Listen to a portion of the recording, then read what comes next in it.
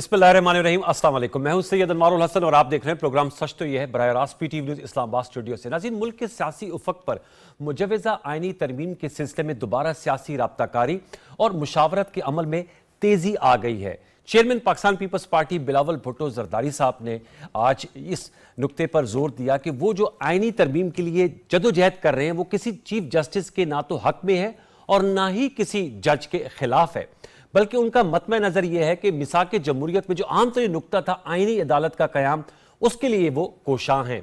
और उन्होंने कहा कि इस सिलसिले में आज एक टेलीविजन इंटरव्यू में ये इंकिशाफ किया कि कोशिश तो यही होगी कि 25 अक्टूबर से कबल ही तरमीम हो जाए, क्योंकि उनके मुताबिक अगर 25 अक्टूबर के बाद आइनी तरमीम में मुश्किलात पैदा हो सकती हैं। उन्होंने कहा कि हुकूमत ने बिलावल भुट्टो जरदारी साहब के मुताबिक जो अदलिया या अदालती इस्लाहात का प्लान है वो पहले सियासत जमातों से कबल अदलिया से शेयर किया, जिसकी वजह से उनके मुताबिक मखसूस नशिस्तों से मुतल्लिक फैसला आया।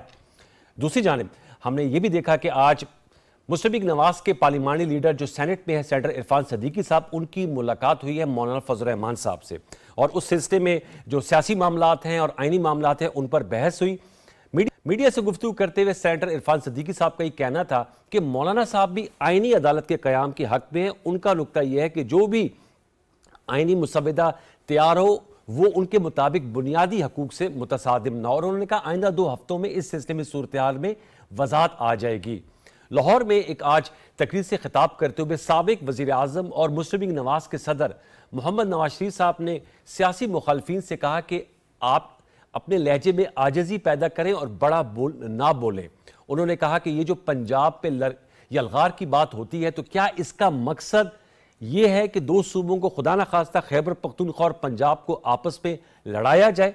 उन्होंने कहा कि अगर आवाम की खिदमत करनी है तो आप अपने सूबे में आवाम की खिदमत करें, उनके लिए हेल्थ कार्ड लेकर आएँ, ट्रैक्टर स्कीम लाएँ, उनके सर पे छत जो है वो मुहैया करें। इस हवाले से भी हम गुफ्तगू करेंगे। 4 अक्टूबर को पाकिस्तान तहरीक इंसाफ की जानिब से एहतजाज की कॉल और इस सिलसिले में आज वज़ीर आला खैबर पख्तूनख्वा अली अमीन गंडापुर साहब ने अरकान असम्बली से गुफ्तगू करते हुए कहा कि वो पुरअमन एहतजाज के लिए 4 अक्टूबर को इस्लामाबाद आएंगे, लेकिन तसादम नहीं चाहते। ये तो हुआ सियासी मामलात। उमूर खारजा के फ्रंट पर भी बड़ी अहम डेवलपमेंट हुई है। मलेशिया के वज़ीर आज़म अनवर इब्राहिम साहब 3 रोज़ा सरकारी दौरे के सिलसिले में इस्लामाबाद आज शाम पहुंचे हैं। प्राइम मिनिस्टर मोहम्मद शहबाज शरीफ साहब की इनविटेशन पे आए हैं और उनको बड़ी गर्मजोशी के साथ वज़ीर आज़म पाकिस्तान मोहम्मद शहबाज शरीफ साहब ने रिसीव किया। अपने 3 रोज़ा दौरे में मलेशिया के इज़्ज़त माब वज़ीर आज़म जो है उनका एक नुमाइंदा वफ़द भी उनके हमरा आया और हमें बताया गया है कि चाहे वो तिजारत का शोबा हो, हलाल सनत की बात हो, सियाहत हो, सकाफत हो, मुआशी मामलात हों, उस हवाले से मफाहमत की यादाश्तों पर दस्तखत किए जाएंगे। और इस हवाले से हम कल भी आपको मज़ीद अपडेट करेंगे। प्रोग्राम के पहले हिस्से में तो हम इन मामलात करेंगे। प्रोग्राम के दूसरे हिस्से में हम जो ईरान की जानिब से कल हमने शो में आपको बताया था बैलिस्टिक मिसाइल्स का हमला किया है, उस पर खसूसी गुफ्तगू कर रहे होंगे सेनेटर मुशाहिद हुसैन सैयद साहब से, जो प्रोग्राम के पहले हिस्से के हमारे मोअज़्ज़ज़ मेहमानाने कतारों में आपसे कराए थे। तो हमें ज्वाइन किया है, बहुत ही हमारे लिए काबिल एहतराम है, वफाकी वज़ीर बराए बहरी उमूर हैं कैसर अहमद शेख साहब, मुस्लिम लीग नवाज के मरकज़ी रहनुमा। सर बहुत शुक्रिया नवाजिश, आपने वक्त दिया। हमें ज्वाइन किया हैदर जमान कुरैशी साहब ने, पाकिस्तान पीपल्स पार्टी के मरकज़ी रहनुमा है, सेंट्रल एग्जीक्यूटिव कमेटी के मेंबर है, आपका बहुत शुक्रिया। और हमें ज्वाइन की है डायनामिक एंकर है और जर्नलिस्ट है नादर गुरमानी साहब ने, डॉन टेलीविजन पे अपना शो करते हैं। नादर आपका भी बहुत शुक्रिया। तीनों मौजूद मेहमानों को फॉर्मल वेलकम। मैं आप लोगों की इजाजत से कैसर साहब, बल्कि मैं आपसे स्टार्ट कर ले तो फिर हैदर साहब के पास जाऊंगा चूंकि वो वकील भी हैं। आइनी तरमीम के हवाले से दोबारा से मुशावरत हम देख रहे तेज हो रही है और आज इरफान सदीकी साहब की भी मुलाकात हुई है फजल रहमान साहब से। बिलावल भुट्टो जरदारी साहब ने भी आज एक टेलीविजन इंटरव्यू दिया है। उन्होंने कहा चूंकि मुसवदा उनके मुताबिक अदलिया को आप लोगों हुकूमत यानी आजम नज़ीर तारड़ साहब ने आपके कैबिनेट कुलीग हैं उनके साथ शेयर किया था, इसलिए उनके मुताबिक जो मखसूस नशिस्तों का फैसला है 12 जुलाई का वो उसी तनाजुर में आया है। और उन्होंने कहा कि उनका मकसद ये कि आइनी अदालत कायम हो। आपसे मैं जानना चाहूँगा, आप समझते हैं कि ये अक्टूबर के 2nd या 3rd वीक तक ये आइनी तरमीम हो जाएगी या ये मामला आपको 25 अक्टूबर के बाद होता हुआ दिखाई दे रहा है? बिस्मिल्लाहिर्रहमानिर्रहीम। अनवार, आपने बड़ी अच्छी तफसील से बताया जो आज की ख़ास डेवलपमेंट्स हैं उसके बारे में सर। लेकिन मैं ये समझता हूँ कि आप शायद भूल गए कि आज की बहुत बड़ी डेवलपमेंट हमारे यहाँ बहरी अमूर में, बिल्कुल ये दुनिया की सबसे बड़ी कंपनी वर्ल्ड की largest shipping company marks line, जो कि डेनमार्क ने हम पाकिस्तान में आज हम हमारे साथ सुबह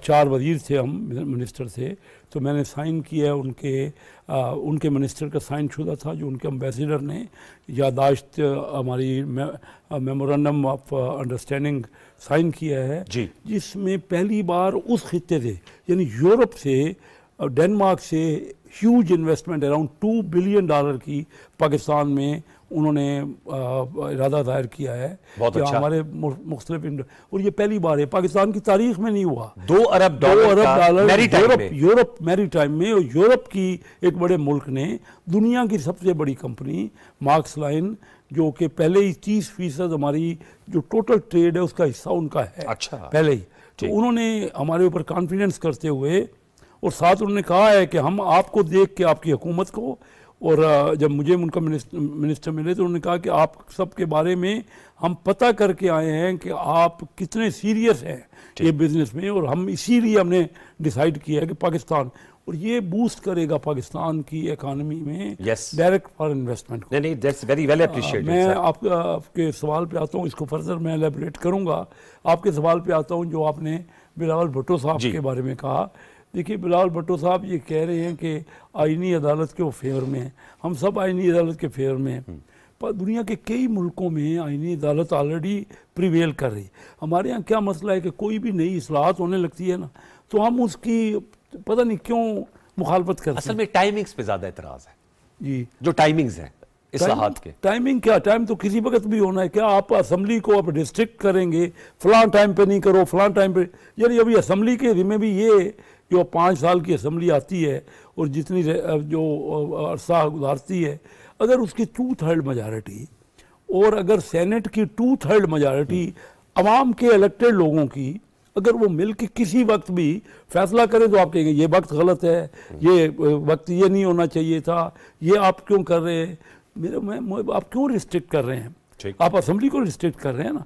मैं भी असम्बली में 97 से आता हूँ, मुझे ये नहीं समझ आती कि इदारों में हर इदारे की अहमियत है, बिल्कुल है। हमारे यहाँ जुडिशरी की अहमियत है, हमारे यहाँ इलेक्शन कमीशन की अहमियत है, हमारे यहाँ इसी से कौमी असम्बली की सबसे ज़्यादा अहमियत है जी। आप देखते हैं ना, हमारे यहाँ जो डिफेंस के इदारे हैं उनकी अहमियत है।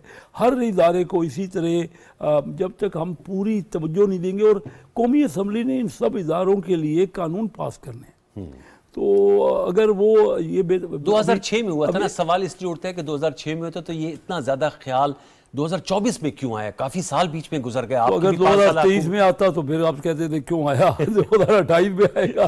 लेकिन मैंने इसलिए सवाल उठाया कि ये बात आप, क्योंकि ये सवाल आपने पहली बार नहीं किया। मैं हैरान होता हूँ आपके सवाल पे कि ये सवाल कई मीडिया वाले मेरे से कर चुके हैं। यहाँ में 24 में क्यों आया, तो 25 में आता, 25 में आपके क्यों आया? सर असल में बात यह है कि अब चूंकि आपने पूछ दिया, 25 अक्टूबर को मौजूदा चीफ जस्टिस ऑनरेबल उनकी टर्म खत्म हो रही है और नए चीफ जस्टिस साहब ने 26 अक्टूबर को आना है। अच्छा। और ये अदालती इस्लाहात है, इसलिए ये जबान ज़द-ए-आम है। इस सवाल का आपने पूछा तो इसलिए ज्यादा पूछा जा रहा है। इसी तरह है कि बिल्कुल, तो जो चीफ जस्टिस को या तो फिर 20 दिन उसको दे ही नहीं, उसके टेनोर में से ही निकाल दें। भाई जो वक्त है हमारा 5 साल का, हम 5 साल के आखिरी दिन में भी आईनी तरमीम भी कर सकते हैं, आइन बना भी सकते हैं, या तो आपने टेनोर ना दिया होता। मुझे नहीं पता, ये तो आप लोगों का नहीं, आपको माशाल्लाह पता है, बाखबर वजीर है आप, तो मुझे ये नहीं पता। ये जो आप नए चीफ जस्टिस आएंगे वो भी यही करेंगे, वो भी आप देख लीजिएगा कि जो असम्बली की आईनी कोई भी तब्दीली होगी उसको वो भी इंडोर्स करेंगे। इसमें चीफ जस्टिस का तो कोई मामला ही नहीं है। चीफ जस्टिस बिल्कुल बुनियादी हकूक पे कोई भी जद पड़ रही है तो वो तो किसी वक्त भी सुप्रीम कोर्ट उठा सकती है। वो तो ज़ाहिर बात है, उनके परव्यू तशरीह कर सकते हैं। हैदर जमान साहब से पूछ रहे थे। हैदर जमान साहब, बिलावल भुट्टो जरदारी साहब ने जो अभी 8 बजे आसपास शिराजी साहिबा को इंटरव्यू दिया, उस पर उन्होंने कहा है कि जी 25 अक्टूबर के बाद आईनी इस्लाहत मुश्किल होंगी। जो हमारे मोहतरम मिनिस्टर साहब हैं कैसर अहमद शेख साहब, वो कह रहे हैं कि आप लोगों को क्यों कर टाइमिंग्स पे आप लोग सवाल पूछ रहे हैं। मैं आपसे जानना चाहूंगा, आप खुद माशाल्लाह एक लॉयर हैं, और बिलावल साहब ने यह भी कहा कि ये चूंकि जो आइडिया था ये शेयर कर दिया गया पहले ऑनरेबल जुडिशरी से, इसलिए उनके मुताबिक, बिलावल भुट्टो जरदारी साहब के मुताबिक, कोट अनकोट, ये मखसूस रजिस्ट्रियों का फैसला आया है। आप क्या कहेंगे इस हवाले से सर? बिस्मिल्लाहिर्रहमानिर्रहीम। बहुत शुक्रिया। देखिए, जो बिलावल साहब बात कर रहे हैं, वो आज उन्होंने टेलीविजन इंटरव्यू में की, कल बलोचिस्तान में की, उससे पहले सिंध हाईकोर्ट बार में की, और वो एक पाकिस्तान पीपल्स पार्टी की एक जो क़यादत की पॉलिसी है कि वो कंसेंसस बिल्डिंग में इत्तेहादी जो जमातें हैं, गवर्नमेंट कोalition का जो हिस्सा हैं, उनसे भी बात कर रही हैं। अदर जमातें जो पार्लियामान में मौजूद हैं, रीजनल पार्टीज या इंफरादी हैसियत से, और जो सिविल सोसाइटी है, वकला हैं, एक्सपर्ट्स हैं, सबसे एंगेज कर रहे हैं। और हम समझते हैं कि कोई भी आईनी तरमीम लाने से पहले एक वाइड स्प्रेड उसके ऊपर इनपुट लेना चाहिए, एंगेजमेंट होनी चाहिए। और पाकिस्तान पीपल्स पार्टी के चेयरमैन बिलावल साहब is leading from the front, और यही वजह है कि और हुकूमत भी अपने अंदाज में यकीनन कोशिश कर रही है, लेकिन वी फील के पाकिस्तान पीपल्स पार्टी पे ये ओनस ज्यादा है, क्योंकि चार्टर ऑफ डेमोक्रेसी में ये जो बेबी है कॉन्स्टिट्यूशनल कोर्ट्स का, या जो बहुत सारे ट्रूथ एंड रिकंसिलिएशन कमीशन का, या कुछ अनफिनिश्ड एजेंडा है, उसको हम स्पेयर हेड करें। आपने बड़ा अच्छा सवाल किया कैसर साहब से, और ये मीडिया में सवाल किया जाता है टाइमिंग के हवाले से। कभी मीडिया ये भी सवाल करता है कि 63A का फैसला क्यों आ जाता है। कभी अदलिया के फैसलों की टाइमिंग पे किसी ने डिबेट की है, शायद घबराते हैं लोग, या जफर अली शाह केस में जनरल परवेज मुशर्रफ को आइन अमेंड करने की अदलिया ने इजाजत दे दी, जिसको कोई इजाजत नहीं है। पार्लियामान सुप्रीम है, article 239(3) and 239(6) are very clear कि parliament has unlimited power to amend the constitution, जिसको कोई जस्टिसेबल नहीं है। लेकिन हमारी अदालतें कहती हैं कि नहीं, हम हर चीज को देख सकते हैं। तो ये कहीं हदूद क़यूद तो जो आइन में लिखी है उनका तो तयन होना है। तो बहुत सारे अदालती फैसले, बहुत सारे सुओ मोटो हैं अनवार, मैं गिनवा सकता हूँ, आपका प्रोग्राम खत्म हो जाएगा, हम उनकी टाइमिंग पे डिबेट कर सकते हैं। अभी मामला आया नहीं होता, बिल आया नहीं होता, तो पहले ही पिटीशन पहुंच जाती है और फैसला आ जाता है और स्टे आ जाता है। प्रैक्टिस और प्रोसीजर एक और मिसाल है। तो मैं आपको बताना ये चाहता हूं कि पार्लियामान बड़ा एक आइन साजी, कानून साजी बड़ा मुश्किल मरहला होता है। ये 2, 4, 5 लोगों ने बैठ के एक बेंच में फैसला सादर कर दिया और आइन और कानून बना दिया, ये वो नहीं होता। यहाँ पे कंसेंसस बिल्ड करना पड़ता है, मुख्तलिफ आइडियोलॉजी की, मुख्तलिफ जो है जो उनके सियासी जमातें होती हैं। जी बिल्कुल ठीक, जमातें होती हैं। और अनफॉर्चुनेटली पाकिस्तान पीपल्स पार्टी तो तब से ये स्ट्रगल कर रही है, लेकिन हमारे PMLN के जो दोस्त हैं, कैसर साहब आप बैठे हैं, उनको मैं याद कराना चाहता हूं कि हम तो तब भी कहते थे जब इनकी पहली हुकूमत थी कि इसको चेंज कर लें, लेकिन ये तब नहीं माने। 2013 से 2017 में हमने कहा नैब खत्म कर लें, हमने कहा आईनी तरमीम खत्म, आईनी तरमीम करके कॉन्स्टिट्यूशनल कोर्ट बना लें, लेकिन तब वो नहीं माने। फिर PTI की गवर्नमेंट आई, तब भी हमने कोशिश की कि अब आप लोग करवा पाएंगे सर? अब सवाल सबसे अहम ये, वो तो आपने माजी का बता दिया, अब हो जाएगी? नहीं, मैं फंसा नहीं रहा, मैं सिर्फ एक रिफ्लेक्शन दे रहा हूं कि अब क्योंकि सब लोगों का एक कंसेंसस है कि ये हो जाना चाहिए, जुडिशियल रिफॉर्म्स है। और देखिए, अदालतों के मुख्तलिफ अदवार में जो जुडिशियल एक्टिविज्म इस मुल्क ने 15 साल में देखा है, starting from Dogar courts and then Iftikhar Chaudhary and then Saqib Nisar and then Gulzar and then so on and so forth. Her court का एक अपना अंदाज है जुडिशियल एक्टिविज्म का, हर अदालती। सर उस पे आते हैं, सर ये एक्टिविज्म पे आते हैं, आपने नुक्ता दे दिया कि हम करना चाह रहे हैं। जजेस की अपॉइंटमेंट है, उसका तरीकेकार जो 73 के आइन में लिखा हुआ है, उसमें तो हुकूमत अपॉइंट करती है, उसको हमने 15 साल पहले चेंज कर दिया अल जिहाद ट्रस्ट में 1996 के बाद कि नहीं, सुप्रीम कोर्ट की कंसल्टेशन होगी, वो ही लगाएंगे, उनके लिए ही होंगे और उनके लिए काम करेंगे, जो बिलावल साहब कहते हैं। तो बात ये है कि 15 साल इस कौम को, इस नेशन को जिस किस्म की अनबिलीवेबल किस्म के फैसले, starting from record act, economic matters हो, स्टैट्यूटरी मैटर्स हो, फॉरेन इन्वेस्टमेंट के मैटर्स हो, सियासी मैटर्स हो, इलेक्शन मैटर्स हो, यानी अदालतों का काम ही नहीं है, वो सिर्फ आके हर एक माइंडसेट, एक उनकी लेगेसी चल पड़ती है। तो चलिए सर, देर है, दुरुस्त है, आप लोगों का ख्याल आया कि अभी अदालत का काम नहीं है, चेक करना है। सर मैं आता हूं सर, मैं नादिर गुरमानी साहब को भी शामिल करता हूं ना, हैदर भाई आता हूं। पार्लियामेंट्री ओवरसाइट यही है कि आप चीजों को फिक्स करें। हमने इलेक्टोरल रिफॉर्म किया ना, 2017 का जो एक्ट है उसमें 1 दर्जन से ज्यादा कवानीन थे, जिनको खत्म करके एक बड़ा अच्छा लॉ बनाया, उसमें फर्दर तरामीम की। तो ये एक इवॉल्विंग प्रोसेस। सर जी बात आपका नुक्ता आ गया है, हैदर भाई नुक्ता आ गया आपका। नादिर गुरमानी साहब आपसे मैं जानना चाहूंगा, बिलावल भुट्टो जरदारी साहब की आज कोर्ट रिपोर्टर से भी मुलाकात हुई है, आप कुछ इस हवाले से इंसाइट दीजिएगा, आपको क्या नजर आ रहा है? मौलाना फजल रहमान साहब की मुलाकातों का सिलसिला भी दोबारा से शुरू हो गया है। सुप्रीम कोर्ट में 63A की हवाले से जो अपील है वो भी लग गई, वो भी सुनी जा रही है। इस तमाम इस सिचुएशन को आप कैसे सम अप करेंगे? पीपल्स पार्टी के साथ उनके रवाबित जो हैं वो हो रहे हैं, मुलाकातें भी हो रही हैं, और अब हमने ये देखा है कि पहले जैसे मुस्लिम लीग नून एक्टिव थी और वो लीड कर रही थी, अब मुस्लिम लीग नून नहीं बल्कि पीपल्स पार्टी इन तमाम मामला, खासतौर पर आईनी अदालत के हवाले से जो मामलात हैं उनको लीड कर रही है। वो कल ही उन्होंने अवामी नेशनल पार्टी और मुस्लिम लीग काफ से भी राब्ते किए हैं, आज मौलाना फजल रहमान से भी उनके राब्ते हुए। नवीद कमर ने कुछ देर पहले जो है वो मौलाना फजल रहमान से मुलाकात की है। लेकिन जो नुक्ता पहले आपने उठाया कि जैसे शेख साहब ने कहा कि अगर हम 2023 में करते तो भी कहा जाता कि आप क्यों कर रहे हैं। अब सवाल यहाँ पर यह पैदा होता है कि देखें, पार्लियामान का ये हक है कि वो कानून साजी करे, आईनी तरामीम करे, लेकिन ये मामला कंट्रोवर्शियल क्यों हुआ है? उसकी बुनियादी वजह है। बुनियादी वजह यह है कि हुकूमत ने तैयारी के बगैर इतवार के रोज़ इजलास बुलाया, वो इजलास 3 मरतबा जो है वो आपने मुलतवी किया, और उसके बाद हमने देखा कि ड्राफ्ट के हवाले से खुद जो इत्तेहादी जमातें थी, फारूक सत्तार ने ऑन रिकॉर्ड कहा कि हमें ड्राफ्ट का नहीं पता, खुद पीपल्स पार्टी के लोगों ने कहा कि हमें ड्राफ्ट का नहीं पता, मुस्लिम लीग नून के लोगों ने कहा कि हमें ड्राफ्ट का नहीं पता। पाकिस्तान तहरीक इंसाफ हो या मौलाना साहब हो, वो तो एक अलग बात है, लेकिन खुद जो हुकूमत की इत्तेहादी जमातें थी और जो हुक्मरान जमात के रहनुमा थे वो भी उस ड्राफ्ट से लाइल्म थे। तो ये मामला उस वक्त ये कंट्रोवर्शियल बना कि आखिर हुकूमत जो है वो कौन सी तरामीम लाना चाहती है।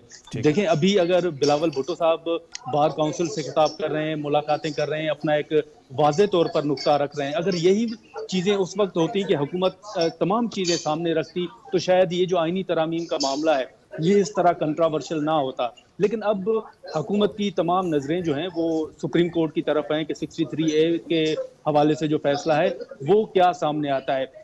लेकिन जो बुनियादी वजह थी, पहले जो हुकूमत ये कहा जा रहा था कि तकरीबन 56 के करीब आईनी तरामीम लाएगी, अब वो मामला जो है वो मुझे होता हुआ नज़र नहीं आ रहा। अब 56 तरामीम नहीं होंगी, लेकिन अब जिस पर जोर दिया जा रहा है आईनी अदालत के हवाले से या दीगर जो इशूज़ हैं वो अगर हो जाए तो ये एक अलग बात होगी। लेकिन उसके हवाले से भी अगर मौलाना फजल रहमान हुकूमत को सपोर्ट भी करते हैं तो अख्तर मेंगल की सपोर्ट चाहिए होगी, और उसके बाद अगर ये 63A वाला मामला हो जाता है हल तो ये हुकूमत के लिए एक बड़ा रिलीफ होगा सुप्रीम कोर्ट की जानिब से। लेकिन मामला खुद हुकूमत ने कंट्रोवर्शियल ये बनाया है। ठीक, कैसर शेख साहब सर इस पे अगर कोई रिस्पॉन्ड करना चाहे कि मामला इसलिए कंट्रोवर्शियल बना जो नादिर गुरमानी ने बताया। ना कोई कंट्रोवर्शियल है, जो मैं हैरान हूँ कि आप असल मामला लोगों का है। जब हम वोट लेने जाते हैं लोगों तो हम लोगों को कहते हैं महंगाई का और को ठीक करेंगे, हम रोजगार को, यहाँ पता नहीं आप लोग भी सारा मीडिया भाई आईनी तरमीम है, अगर 2/3 मेजॉरिटी होगी तो तभी होगी, तो अगर वो तो जायज़ होगी। 2/3 इलेक्टेड लोग कौमी असम्बली के और सेनेट के अलग अलग वोट देंगे तो इसका मतलब है कोई अच्छी चीज़ होगी ना जो पाकिस्तान के लिए हो। इसमें इतनी बहस की जरूरत क्या है? वाकई हमें पता नहीं है मसला, मुझे एज ए कैबिनेट मेंबर भी पता नहीं है क्या कैबिनेट के कौन सा मसला है, क्या आ रहा है। आपको एज कैबिनेट मेंबर नहीं पता? हमने आया ही नहीं ना, कैबिनेट में पेश ही नहीं हुआ ये चीज़। तो ये चीज़ तो देखिए अभी कंसेंसस बन रहा है, तो मैं नहीं समझता कि आप लोग इतनी इसको अहमियत दे रहे हो। देखिए अहमियत तो 2/3 लोगों उनको आप इलेक्टेड मेंबर्स की बात करें ना, उनकी मेजॉरिटी ने वोट देना है। मैं तो आपको कह रहा हूं कि मुझे खुशी हो रही है, मेरी इकानमी आगे बढ़ रही है। आज देखिए महंगाई जो है 6.9 हो गई, वो टॉपिक आपके पास सर, नहीं वो है। कल था ना टॉपिक हमारा, कल आज आप आज एक दिन के लिए टॉपिक था, रोजाना एक नया टॉपिक होता है ना, इतनी मेहनत, ये हालात तो हाजिर है सर। 44 महीने बाद ये आया है। अब 5 साल आपकी लोगों की बेहतरी हुई है, ये भी करेंगे। लोगों की बेहतरी हुई है कि 44 महीने बाद ये महंगाई खत्म, जिसके ऊपर लोगों को तनकीद है, वो खत्म हुई। ये देख रहे हैं आप, उसी के साथ साथ हम अपना पॉलिसी रेट कम कर रहे हैं। जी, जी, जी। मैं ये कह रहा हूँ कि पहली बार मुझे बता दीजिए कि कभी पाकिस्तान में किसी डायरेक्ट फॉरेन इन्वेस्टमेंट के लिए कहा हो कि यूरोपियन मुल्क ने, आपकी इन्वेस्टमेंट कहाँ से आती रही है? आती रही सऊदी अरेबिया से, चाइना से या गल्फ कंट्री से। जो यूरोपियन यूनियन का मेन कंट्री है उसने पाकिस्तान पे कॉन्फिडेंस की है। आप लोगों को हम तो सिर्फ मायूसी पे लगते हैं पाकिस्तान। नहीं, आप बात कर रहे हैं, भाई बता रहे हैं ना। मैं बात कर रहा हूँ, तो ये आप बता रहे हैं, मैं कर रहा हूँ ना, लेकिन करनी आपको चाहिए थी ना। हम कर चुके हैं ना सर। आप क्या इस पे क्या साइन तो मैंने आज किया है, क्या कर चुके? तो आपको, आपसे ही तो मैं तो यही कह रहा हूँ, सारे मिनिस्टर उधर थे, मैंने इतनी मेहनत हमने की। सर बताइए ना, आपको फोरम हाजिर है। यही तो मैं बता रहा हूँ आपको कि असल चीज़ क्या है। इंडिया ने क्यों तरक्की की, थाईलैंड ने क्यों तरक्की की, वियतनाम ने क्यों। डायरेक्ट फॉरेन इन्वेस्टमेंट का मतलब ये है कि आपके मुल्क पे कॉन्फिडेंस हो रहा है। और हमारे यहाँ कहते हैं ये टर्माइल है, ये पता नहीं क्या, बंद कर दो, रास्ते बंद कर दो, सिर्फ कोई टर्माइल नहीं आप समझते? कोई पॉलिटिकल इंस्टेबिलिटी, ये कंटेनर क्यों लग जाते हैं इस्लामाबाद में 4 अक्टूबर को? कंटेनर इसलिए लग जाता है कि हम बेहतियाती करते हैं। मैंने जापान में जाके देखा, पॉलिटिकल टर्माइल है, इस वजह से लग रहा है। इसको टर्माइल नहीं बोलते, इसको तो सिर्फ डिमॉन्स्ट्रेशन, ऐसे ज्यादती करें, एहतजाज कर। बात सुनिए, हक ये क्या है, कानूनी और आईनी हक क्या है? जी जी। कि किसी को उसकी बात करने का मौका दिया जाए, बिल्कुल इकट्ठ कर, लेकिन उसको किसी कयूज में रह के, ये नहीं कि हर चीज़ को तबाह कर दो, ख़त्म कर दो। मैंने जापान में देखा, वहाँ पे बहुत बड़ा एहतजाज हो रहा था। जी जी। वहाँ पे रेड लाइट हुई और वो सारे लोग उस पर ज़ेब्रा क्रॉस पे खड़े हो गए। हमारे यहाँ तो हर चीज़ को तोड़ क्यों नहीं करते, क्या वजह है? तो ये उस पर बात करें ना। आप सिर्फ आज़ादी पे बात करें, को आज़ादी होनी चाहिए, इज्तिमा की आज़ादी होनी चाहिए, बातचीत, लेकिन तोड़ दो पाकिस्तान को, तोड़ दो। अगर चाइना का क्या, इसलिए कि आप देखो ना क्या मीडिया का, चाइना का प्रेसिडेंट का आना पाकिस्तान में, या अभी आ रहा है, अभी आज आया है, मलेशिया हमारा दोस्त मुल्क है, उसका प्राइम मिनिस्टर पाकिस्तान में आया है। सिर्फ और सिर्फ ये बात होनी चाहिए कि क्यों पाकिस्तान को इज्जत दी है उन्होंने, पाकिस्तान का वकार बढ़ा है, हम वो उनसे बातचीत कर रहे हैं।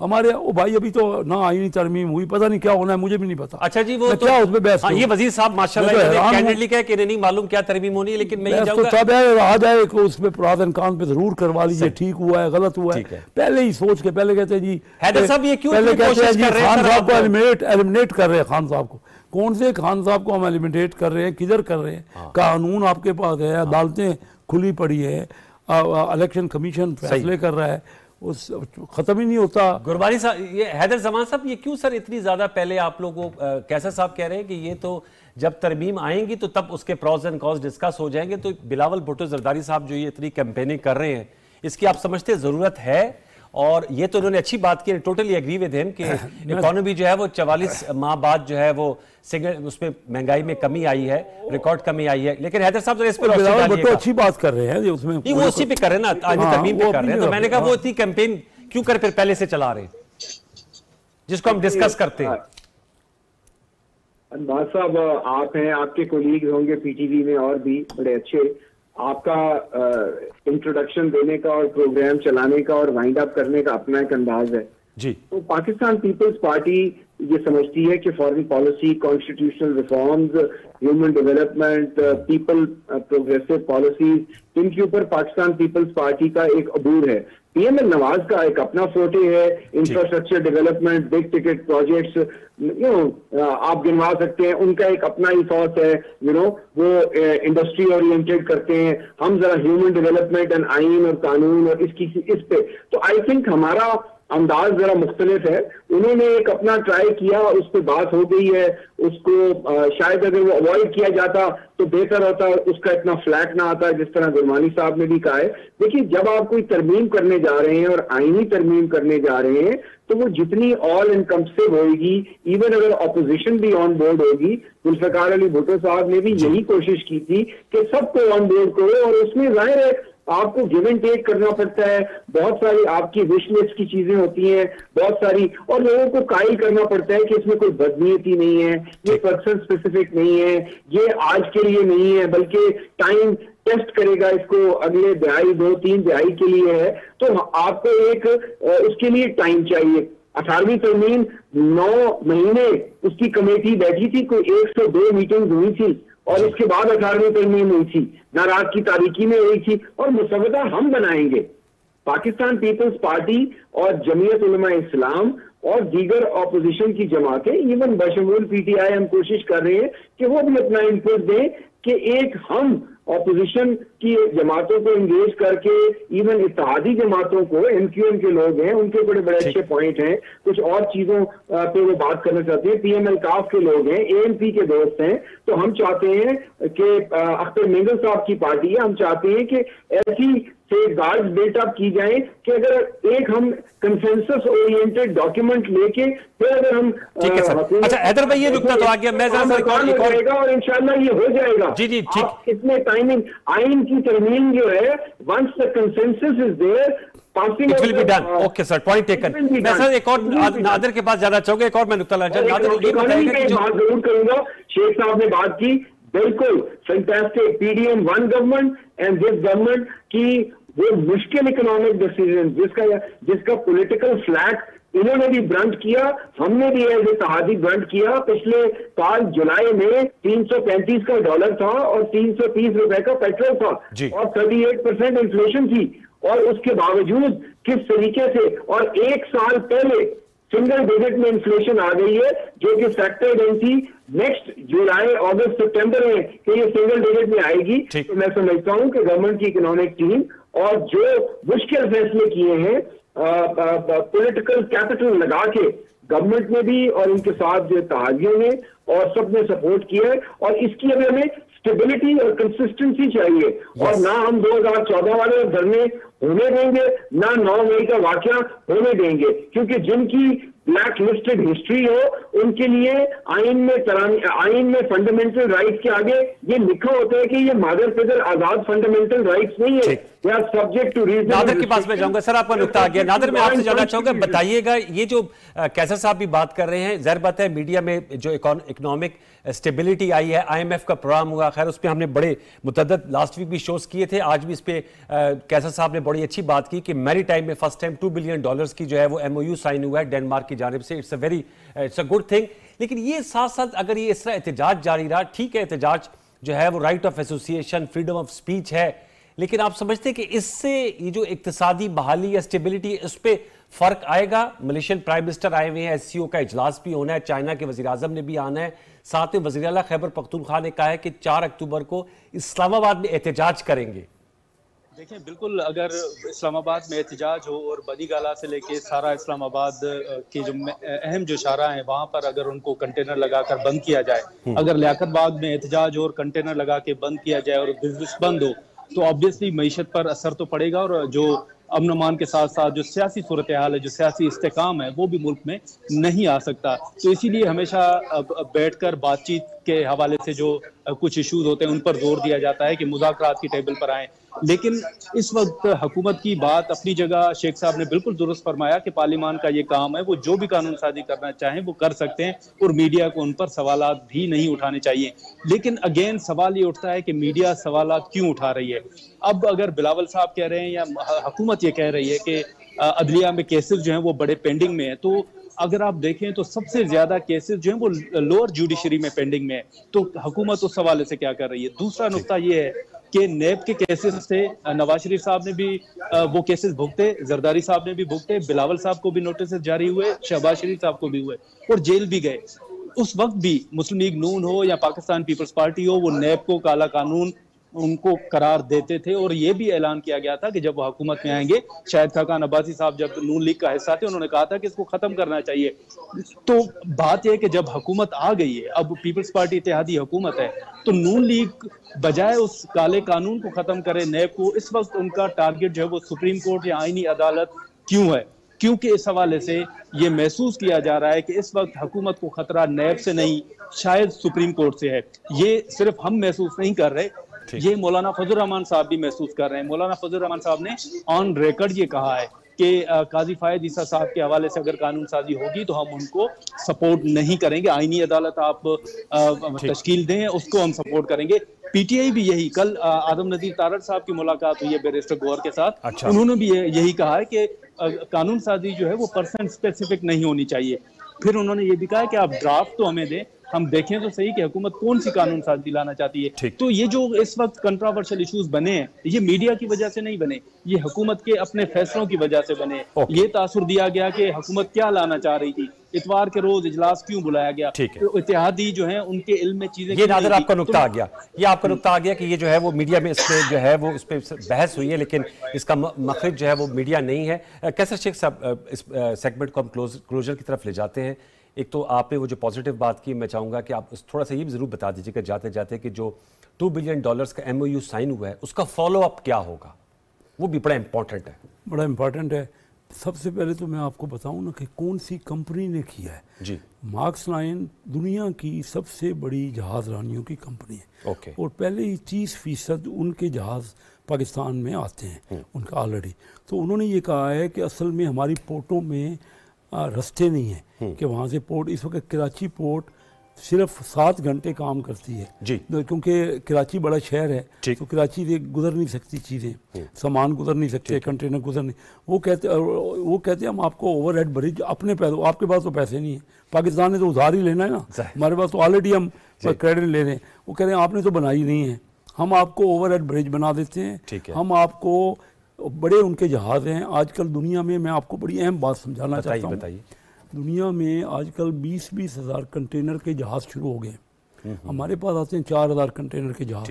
अगर 20,000 कंटेनर का जहाज़ आएगा तो उसकी कास्ट कम आएगी, कम। और वो जो सेंट्रल एशिया है ना, वो वहाँ से, हमारे यहाँ से माल नहीं मंगवाता, हमारी पोर्टों से। सेंट्रल एशिया के 7-8 कंट्रीज है ना, वो रशिया से मंगाते हैं वहाँ उनकी, क्योंकि उनको कास्ट आजकल वहाँ से कम आती है। हमारे यहाँ छोटे जहाज़ों की वजह से फ्रेट ज़्यादा है।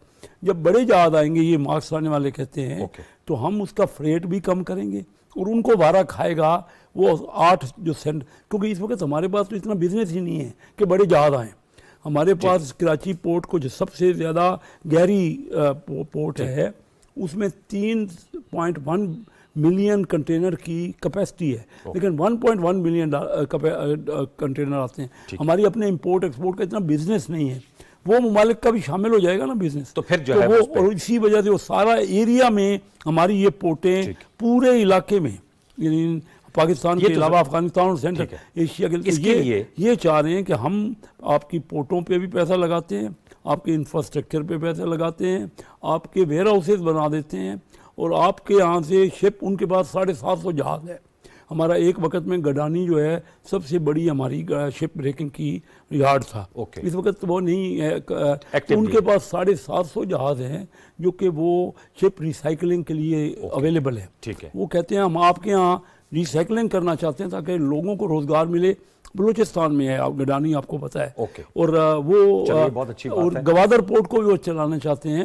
पाकिस्तान की हुकूमत ने फैसला किया, मैं आपको बड़ी अहम बात बता रहा हूँ कि हुकूमत, बस ख़त्म कर रहा हूँ, कि जितना भी हुकूमत का माल आएगा आधा गवादर पोर्ट से आएगा, हमने फैसला कर लिया है, ताकि बलूचिस्तान में लोगों को रोज़गार मिले, और ताकि ट्रांसपोर्ट में उनका जब चलेगी तो और ज़्यादा लोग एम्प्लॉय होंगे उसमें। तो एक बहुत बड़ा ब्रेक, पाकिस्तान आगे जा रहा है, मायूसी और तारीखी और ये बातें छट गई हैं। हम इंशाल्लाह आपको रिजल्ट देंगे। मुझे एक बात करनी है प्लीज। जी सर, बिल्कुल 1 मिनट सर। जी अदर भाई, लास्ट पॉइंट, फिर मैंने सर ईरान वाले इशू पे जाना है सर। जी जरूर जरूर, मैं गुरमानी साहब की एक बात में जरा कुछ ऐड करना चाहूंगा। वो फरमा रहे थे कि सबसे ज्यादा बैकलॉग निचली अदालतों में, बिल्कुल 18 लाख केसेज हैं, हाई कोर्ट में 4 लाख केसेस पेंडिंग है, 58,000 सुप्रीम कोर्ट में। लेकिन मेरे भाई, ये सिर्फ हुकूमत का काम नहीं है, administration and dispensation of justice, ये 2 हिस्से, हाई कोर्ट्स के नीचे है सारी सेशन कोर्ट्स, सिविल कोर्ट्स। वो अपने जजों की परफॉर्मेंस देखिए ना, हाई कोर्ट में वैकेंसीज पड़ी हैं, सबॉर्डिनेट कोर्ट्स में पंजाब में सिर्फ 700 वैकेंसीज खाली पड़ी हैं। वो हुकूमत का काम है लगाना, या अपने लोगों से उनको, हुकूमत तो सिर्फ आइन साजी और कानून साजी कर सकती है, लेकिन चलाना अदालतों को जो है वो तो जुडिशियल इंडिपेंडेंस में उनकी जिम्मेवारी है। ज्यादा मजबूत बनाएगा ताकि वो नीचे जो लोग जुडिशियरी उसको देख सके। आप तो पार्लियामेंट को कर रहे हैं।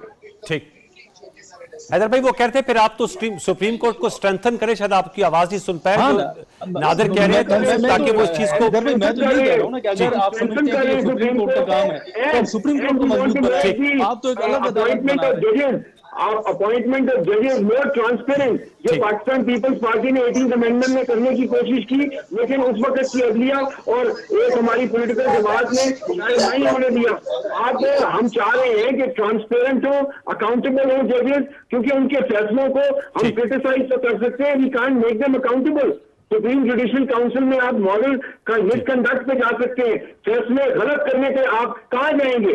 ठीक है सर, आपने बड़ा हम प्रोसेस इन पाकिस्तान। ओके, मैं सर कैसे साहब चलते चलते बता दीजिएगा, आपने अच्छी बातें बताई और होना भी चाहिए इसके, लेकिन आप समझते हैं पॉलिटिकल स्टेबिलिटी की भी बहुत जरूरत है। ये एहतजाज और इससे मैं इसलिए पूछ रहा हूं कि आज भी नवाज शरीफ साहब ने कहा तसादम से बचना होगा। वो तो हमें बचना होगा, हमें सीखना होगा ना। देखिए अनवर साहब, वो तो लाजमी है, पाकिस्तान सबका है, सब ने मिलकर चलना। पर हम तो आज बढ़ा रहे हैं। मैं आपके प्रोग्रामों में 20 बार कह चुका हूं कि आइए हमारे साथ बैठिए, हमारी गलतियां होंगी, ठीक है, वो मुल्क है, सबका मुल्क है ना जी भाई। ये झगड़े थे, आप तो हमें चोर डाकू के अलावा और खिताब ही कोई नहीं देते। आप हमारे साथ बैठना, आप किस तरह बैठे, आप यह तरीका मुझे बता दें कि उनके साथ हम असेंबली में बैठना चाहते हैं। सब नहीं, वो तो सिर्फ झगड़ा, लड़ाई, डिमॉन्स्ट्रेशन, एहतजाज जरूर करें सर, ये भी जमहूरियत में चलता रहता है, शोर होता है जमहूरियत का। आपका बहुत है ना, क्या स्टेबिलिटी, मैंने कहा जमहूरियत, आप तरीका बता दें, हम वो कर। मैं मुझे कहें किस लीडर के पास जाना है, मैं उनके घर चला बता दें। बैरिस्टर गौर साहब को बताया है, साहब ने बताया, बैरिस्टर गौर साहब तो असेंबली में भी बड़ी अच्छी बात करते हैं। चले, थैंक यू वेरी मच, बहुत शुक्रिया। कैसर अभिषेक सर, आपका बहुत शुक्रिया और we wish you best of luck जो आपके MOU साइन हुए। हैदर जमान कुरैशी साहब, it's always a pleasure to have you sir, आप बड़ी एनिमेटेड टॉक करते हैं। नादिर गुरमानी, आपका बहुत शुक्रिया, आपने जो एक एनालिस्ट का पर्सपेक्टिव दिया आजादाना।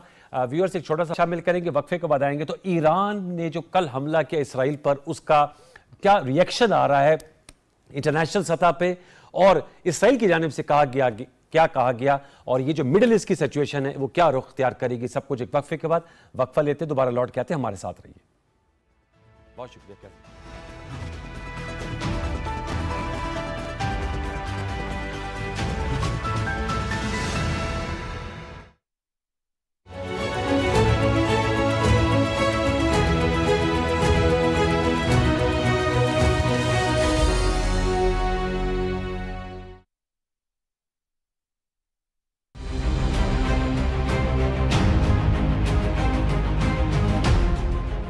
भारत ने मकबूजा जम्मू कश्मीर को दुनिया की सबसे बड़ी खुली जेल में तब्दील कर दिया है। 10 लाख से जायद भारतीय काबिज अफवाज की मौजूदगी में कश्मीर दुनिया का सबसे ज्यादा अस्करी मौजूदगी वाला खित्ता बन चुका है। भारतीय अफवाज के हाथों कश्मीरियों की शहादतें, तशद्दुद और गिरफ्तारियां रोज का मामूल बन चुकी हैं। भारत ने कश्मीरियों के तमाम बुनियादी हुकूक गस्ब कर रखे हैं। भारतीय कब्जे में जकड़े कश्मीरी आलमी बरादरी की तवज्जो के मुंतज़िर हैं।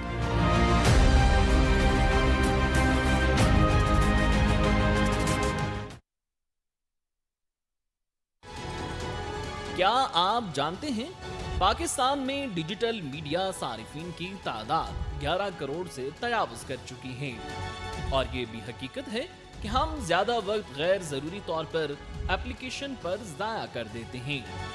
लेकिन टीवी, कंप्यूटर और मोबाइल फोन का रोजाना 4 घंटे से ज्यादा इस्तेमाल फोबियाज को जन्म देता है। स्क्रीन का गैर जरूरी और ज्यादा इस्तेमाल बढ़ने से ज़हनी मसाइल भी बढ़ते जा रहे हैं, यहाँ तक कि बच्चे भी मुतासिर हो रहे हैं। अगर आपके बच्चों में डिप्रेशन, बेचैनी, तवज्जो में कमी और झगड़ालूपन की अलामत हैं तो फौरी मुतवज्जो हों। बच्चों को स्क्रीन के बेजा इस्तेमाल से रोकें, उन्हें बेचैनी और समाजी इज़्तिराब से बचाएं।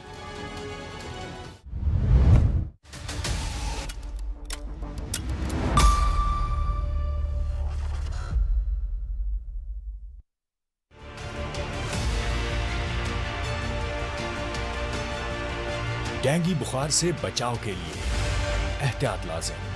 अपने घर और दफातर को मच्छरों से महफूज रखें। दरवाजों और खिड़कियों पर जालियां लगाएं। छतों की टैंकियों और पानी से भरे बर्तनों को ढांप कर रखें। शाम और सुबह के औकात में खसूसी एहतियात करें।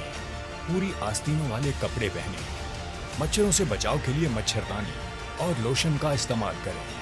अगर कमर दर्द, सर दर्द या जोड़ों में दर्द, जिस्म पर धब्बों की मौजूदगी, बुखार या इससे मिलती जुलती अलामत महसूस हों तो फौरन मुआलिज से रुजू करें।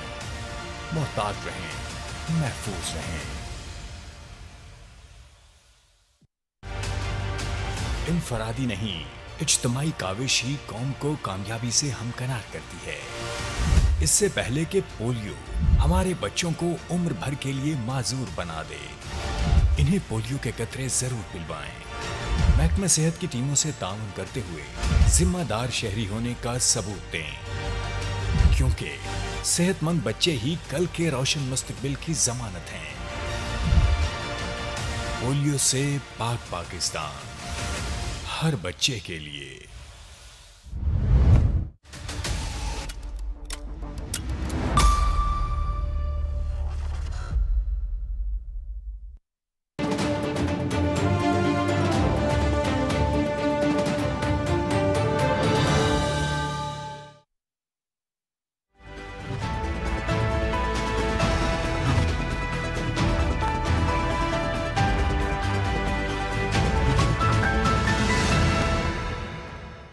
Welcome back viewers. हम गुफ्तगू करेंगे कल जो अहम डेवलपमेंट हुई, ईरान की जानिब से बैलिस्टिक मिसाइल से हमला किया गया इसराइल पर, और उसकी हमने आपको कल लाइव फुटेज भी दिखाई थी।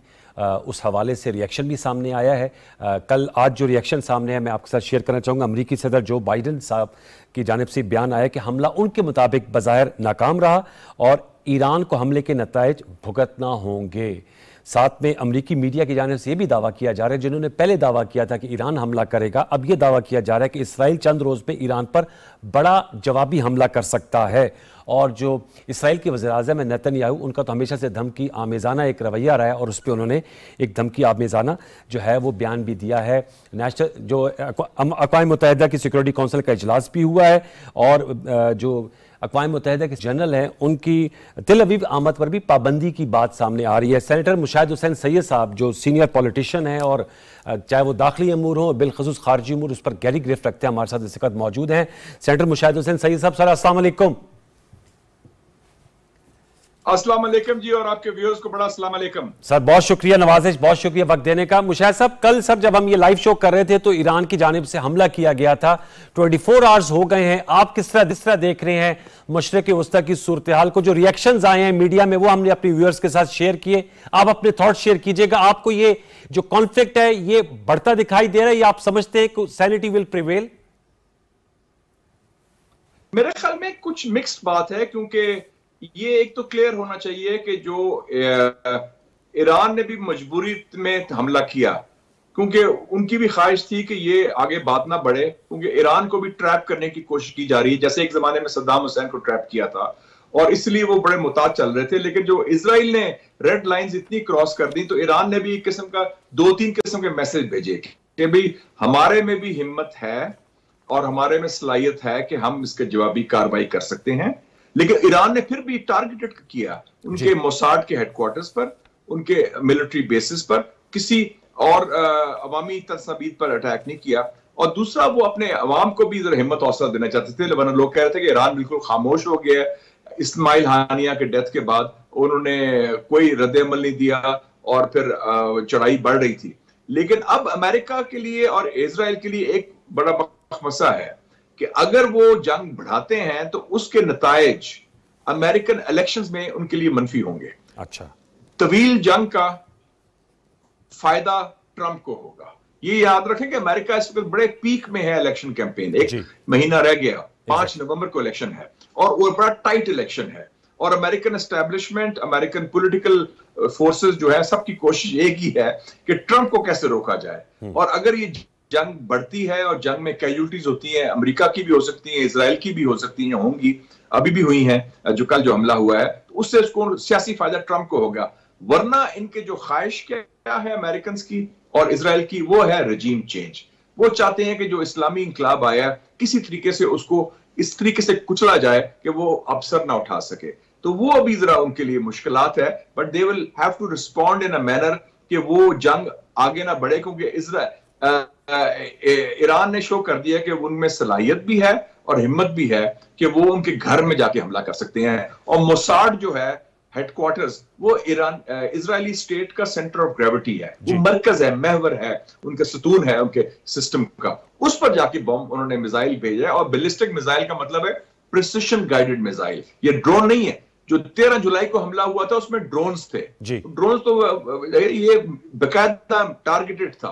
और मैंने सुना है कि उनके जो नवातीम एयर बेस है जिसमें हमला हुआ है उसमें कोई F-35 जहाज भी कुछ तबाह हुए हैं, और एक जहाज की कीमत कितनी है जनाब? $100 मिलियन। तो ये इजराइल को भी नुकसान हुआ है कि उनके घर के अंदर सायरन बजे हैं। आपने देखी होगी वीडियोस भी देखी है, सोशल मीडिया में भी आई हैं, BBC में भी आई हैं। सायरन बज रहे हैं, लोग बंकर में जाके छुप रहे हैं, बैठ के अंदर के इफेक्ट ना हो। पहले ख्याल था कि इजराइल को कोई पता नहीं हिल सकता, तो अब वो हालात तो तब्दील हो गए ना। जी, तो आपने बिल्कुल सही कहा। लेकिन सेठे साहब, आपने कहा कि ये कॉन्फ्लिक्ट वाइडर ना हो, लेकिन इसराइल को तो हम देख रहे हैं उन्होंने लबनान पे ज़मीनी हमला कर दिया है। अब गजा पे जो अब 7 अक्टूबर जो है वो भी इस राउंड द कॉर्नर, 7 अक्टूबर से ये कॉन्फ्लिक्ट जो है वो चल रहा है, 1 साल होने को है। उन्होंने लबनान में ज़मीनी हमला कर दिया है, सीरिया में भी उन्होंने फ़िज़ाई जो है वो स्ट्राइक्स की हैं। तो इसराइल तो, और ईरान के साथ इस्माइल हानिया की ईरान के अंदर आकर उनकी शहादत करना, फिर हसन नसरुल्लाह साहब की शहादत जो है वो उन्होंने की।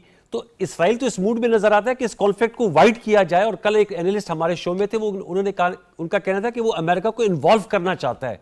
आप कह रहे हैं कि कैलकुलेटेड वो एक जवाब देंगे, लेकिन लग नहीं रहा कि बहुत से फ्रंट्स खोलना चाह रहा है।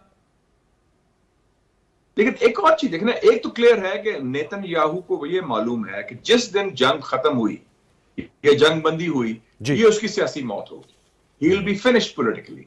इसलिए वो जंग को तवाला दे जा रहा है, बढ़ाने की कोशिश कर रहा है। लेकिन आपने अभी लबनान की बात की, आपको पता है जो लबनान पर उन्होंने फौजी भेजे, उसकी पसपाई होगी। हिजबुल्लाह ने उनको फौज को पसपा किया और उनके एम्बुश किया। इजरायली फौज जो आ रही थी, उनके बंदे मरे भी हैं और जख्मी भी हुए हैं इजराइल के। तो इजराइल की कोशिश होगी या हवाई जंग करे या बैलिस्टिक मिसाइल से करे। लैंड वॉर और तवील वॉर इजराइल अफोर्ड नहीं कर सकता, क्योंकि Israel is out numbered and out gunned because of time and space. छोटा मुल्क है, ज्यादा वक्त नहीं, ठक ठक ठक क्विक वॉर हो जिसमें वो तिया पांचा करे, वो उनको सूट करता है। ईरानी हो, हिजबुल्लाह हो, हमास हो, ये तवील जंग के लिए तैयार है। इन्होंने मारे भी खाई हैं, रगड़ा भी खाया है। ईरान ने तो 8 साल जंग लड़ी थी इराक के साथ, तो वो अफोर्ड कर सकते हैं, उनके पास डेप्थ भी है। इजराइल अफोर्ड नहीं कर सकता। और जो नया फैक्टर मैंने बताया है वो अमेरिकन इलेक्शन भी है। इस वक्त ना अमेरिकन इलेक्शन में वो नहीं चाहेंगे कि इसका फायदा जंग के हर किस्म के नतायज होते हैं, बिल्कुल, कि अगर जंग तवील हो जाए और उसमें नुकसानात हो अमेरिकनों के भी। और 30,000 अमेरिकन फौज है इस मशरकी वस्ता में, सेलर्स और सोल्जर्स मिला के, पूरी मिला के। तो अमेरिका भी इसमें शामिल होगा, तो उसका नुकसान हो तो फिर ट्रंप तो इलेक्शन जीत जाएगा। वो कहेगा मैं तो पहले कहता था जंग नहीं होनी चाहिए, मैं तो पहले कहता था, मेरे जमाने में कभी कोई जंग नहीं हुई, मैंने अफगानिस्तान की जंग भी खत्म की, मैं यूक्रेन की जंग भी खत्म करना चाहता हूं, मैं कोरिया में कशीदगी खत्म करना चाहता हूं। तो वो तो फिर सियासी तौर पर वो जीत जाएगा।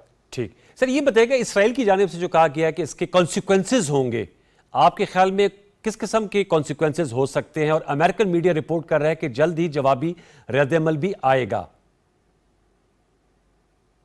देखिए जी, कॉन्सिक्वेंसेज 3-4 किस्म के हो सकते हैं।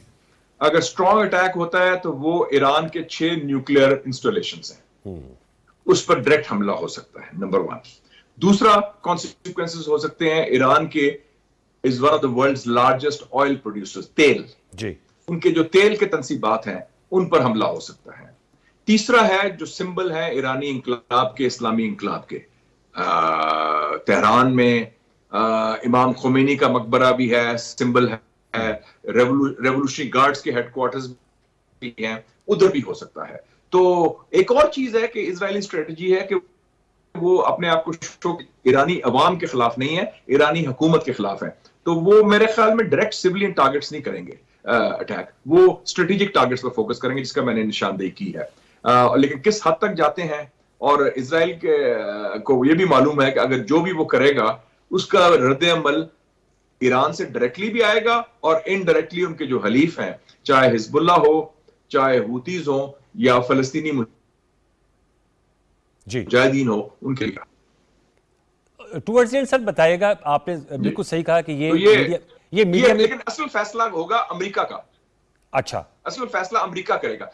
कुंजी इसकी अमेरिका के पास है। लेकिन सर कल डॉक्टर आदिल नजम साहब, मुशाहिद साहब, इजराइल जूनियर पार्ट जी सर, लेकिन कल डॉक्टर आदिल नजम साहब यूएस से हमारे साथ थे, वो कह रहे थे कि जो नेतन्याहू हैं वो अमेरिका के कहने में नहीं नजर आ रहे। अमेरिका तो ये कह रहा है कि जी इस कॉन्फ्लिक्ट को ना बढ़ाया जाए, जबकि वो बढ़ा रहे हैं। आप कह रहे हैं कि इसकी कुंजी अमेरिका के पास है।